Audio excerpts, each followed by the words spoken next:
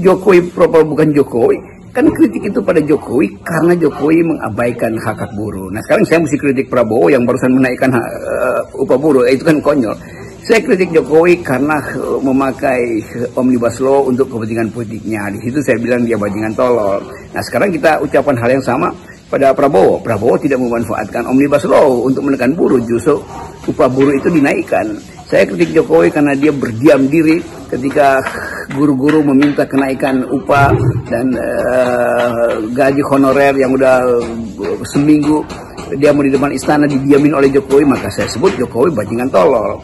Apakah hal yang sama dilakukan oleh Prabowo? Ya, Prabowo tidak menerima guru honorer. Lalu sebaliknya justru Prabowo barusan menaikkan gaji honorer. Jadi kita mesti fair juga untuk mengatakan bahwa bukan fair. Ya memang bukan itu maksudnya, kritik-kritik diajukan pada seorang yang tidak punya konsep. Dan Jokowi itu manusia yang diminta jadi presiden tidak punya konsep, maka seluruh kritik saya ajukan ke dia. Kritik terhadap Prabowo tetap kita ajukan sebagai kritik kebijakan. Tapi bukan kritik yang sama yang harus saya ucapkan kepada Pak Prabowo dengan Pak Jokowi. Itu harus kita jelaskan. Apakah Prabowo punya ijazah palsu? Ya tidak. Jadi ngapain mesti dikritik soal ijazah? Kan itu.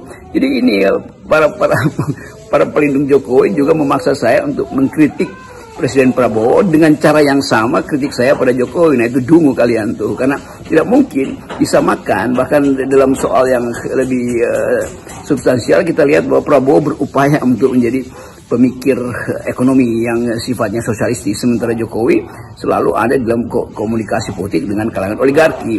Jadi ini yang kita sebut sebagai kejujuran dalam kritik. Saya memilih sebagai kritisi dan menganggap bahwa pilihan subjektif saya itu yang saya pertanggungjawabkan. Jadi begitu ada sesuatu yang kita anggap sebagai kacau di dalam kepemimpinan Pak Prabowo, tentu harus ada kritik. Tapi kritik itu beda dengan kritik kepada Jokowi. Apakah Prabowo sedang membangun dinasti? Silakan jawab. Apakah Jokowi sedang membangun dinasti? Pasti sudah terjadi. Jadi harusnya begitu. Teman-teman yang masih membela Jokowi, nggak usah sakit hati kalau saya pernah kasih kritik tajam pada Jokowi, karena memang faktanya begitu. Dan sekarang Anda lihat sendiri bagaimana Jokowi tersingkir dari pusat kekuasaannya tuh. Jokowi tidak lagi memerintah di Jakarta. Padahal Jakarta adalah simbol pertama kekuasaan beliau. Jadi selamat tinggal para pemuja Jokowi. Kandang banteng itu pindah dari Jawa Tengah ke Jakarta, justru itu menjadi lebih kuat tuh. Dan saya kira posisi PDIP juga akan sama, bahwa PDIP pasti akan memberi kritik pada pemerintahan Pak Prabowo dalam bersikap kritis di parlemen. Tetapi terhadap Jokowi, kritik PDIP adalah menyingkirkan dia dari Jakarta. Salam akal sehat.